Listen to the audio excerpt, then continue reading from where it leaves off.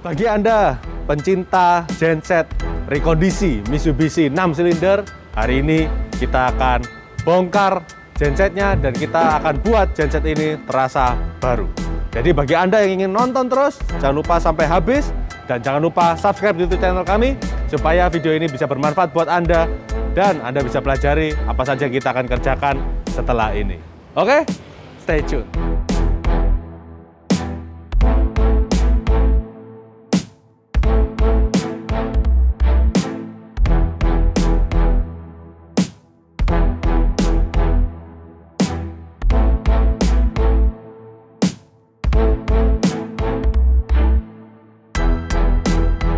Ya, di sebelah kiri saya ini Anda bisa lihat ini genset Mitsubishi. Mungkin usianya sudah 20 tahunan lebih ya. Tapi tidak menyangka bahwa genset ini masih bisa jalan. Dan kita akan melakukan servis perbaikan untuk membuat genset ini terasa baru. Nah, kalau Anda lihat tadi kita sudah mulai bongkar ini, asli kan ini bentuknya silent type. Ya, kita sudah sempat tadi membongkarnya. Kemudian kita sempat melakukan pembongkaran di radiator ya. Kalau Anda lihat radiatornya sudah tidak ada karena radiatornya mengalami kebocoran ya. Nah, ini pasti Anda juga perlu perhatikan ya, radiator-radiator yang genset baru pun Anda juga perlu memeriksanya. Apakah sudah diberikan air coolant atau airnya masih ada. Nah, ini Anda perlu perhatikan supaya tidak terjadi korosif dan kebocoran terhadap radiator Anda. Nah, ini kita sudah sempat bongkar dan ambil, kita akan melakukan servis perbaikan radiatornya.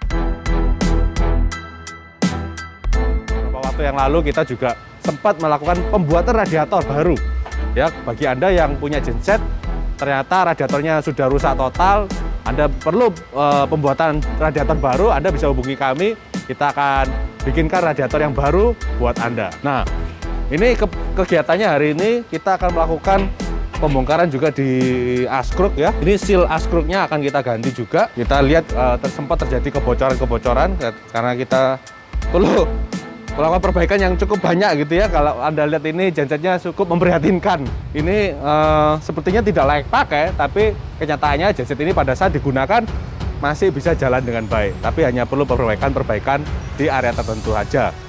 Ya, oke, kita lanjut ke posisi yang lain ya. Apa yang kita akan kerjakan?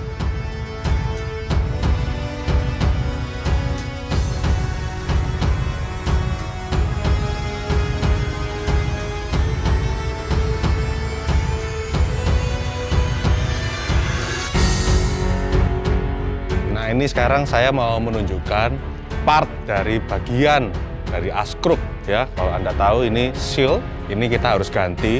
Nah, kalau Anda tahu ini, hati-hati, seal ini juga ada usianya. Pada saat sudah tercapai usianya, ini harus diganti karena diameternya dimensinya sudah agak berbeda ya. Jadi posisinya askruk ini, seal ini ada di bagian area di sini ya, di dalam. Nah, ini di lingkaran ini penting sekali karena pada saat seal ini tidak sesuai lagi, maka akan terjadi kebocoran di sekitar seal askruk ini. Oke, sekarang kita mau pasang ke nozzle. Oke.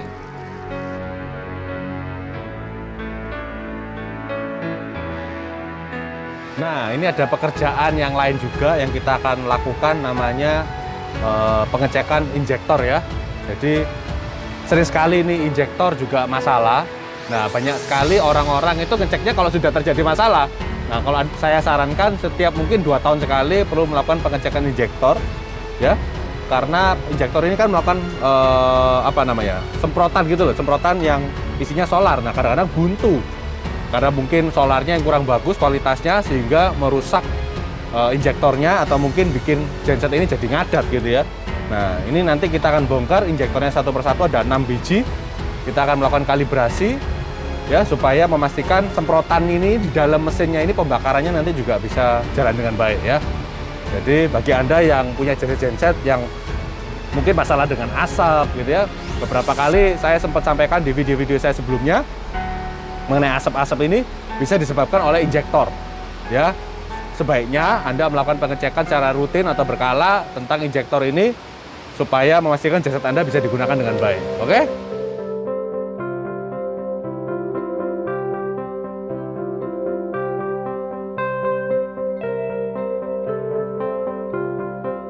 Ini kemarin kita sudah lakukan namanya kalibrasi nozzle, ya, sudah dicek, pengabutannya sudah baik. Sekarang kita akan lakukan pemasangan. Ini ada 6 ya, karena ada 6 silinder, jadi ada 6 nozzle juga. Oke, kita pastikan pemasangannya betul supaya tidak terjadi masalah pada saat nanti kita uji coba. Oke, bentar lagi kita akan pasang radiator ya.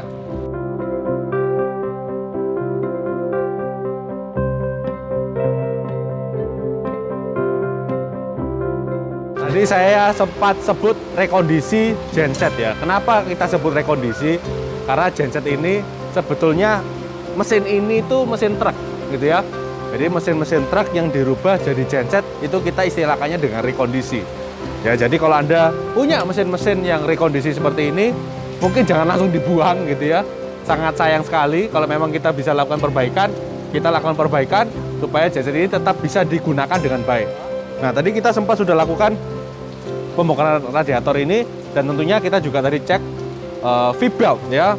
Belt ini juga tadi sempat kita lepas semua, dan kita akan lakukan penggantian karena sudah waktunya juga untuk diganti, dan kita akan berikan yang baru ya nantinya. Nah, ini pada saat kita melakukan pembongkaran seal askruk itu jangan lupa nanti dipegang juga di generatornya supaya nggak ikut muter. Nah, nanti kita akan buka. Ya, kalau Anda yang tidak suka dengan genset-genset yang menggunakan radiator, Anda bisa gunakan genset Deutsch ya, atau orang mau sebutnya dengan Deutsch dari Jerman. Ada beberapa tipenya yang mulai dari 30 kVA sampai 100 kVA itu. Deutsch itu ada yang range untuk menggunakan air cool, pendingin udara ya. Jadi Anda tidak perlu pusing dengan pengisian air radiator, pengisian air coolant. Karena engine ini tidak menggunakan radiator, hanya perlu menggunakan udara sekitar atau pendinginan udara yang kita sebutnya air cool, jadi free maintenance untuk radiator. Deutsch juga mempunyai kelebihan yang lain, ada beberapa tipe yang kecil menggunakan oil cool, ya, pendinginan dengan oli, jadi tidak menggunakan air radiator. Nah, itu kalau Anda pengen tahu lebih detail, Anda bisa hubungi kami supaya Anda juga bisa mendapatkan spesifikasi yang tepat untuk Anda. Ini kalau Anda lihat, waduh, ini bawahnya sudah hancur, lebur gitu ya. Sudah basah, ketumpahan ya. Kita akan melakukan nanti filter-filter penggantian juga, oli, filter solar gitu ya. Kita ganti semua supaya nanti ini gensetnya bisa kelihatan baru. Oke, nantikan terus karena kita akan melakukan pemasangan radiator.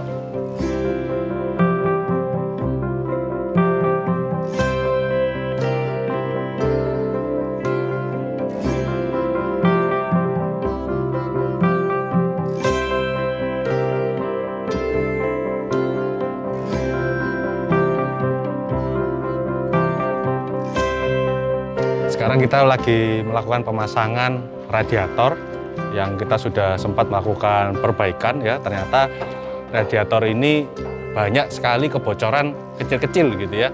Nah, itu disebabkan karena terjadinya karatan di dalam radiator ini. Jadi pastikan kalau Anda punya radiator, dicek secara berkala apakah sudah diisi air coolant-nya, apakah sudah menggunakan air yang tepat supaya menghindari terjadinya korosif atau karatan terhadap radiator ini. Karena pada saat terjadi kebocoran dalam radiator, kemungkinan besar bisa terjadi yang namanya overheating terhadap genset Anda. Oke, ini sudah sekarang di posisinya, kita akan melakukan pemasangan yang sampai selesai.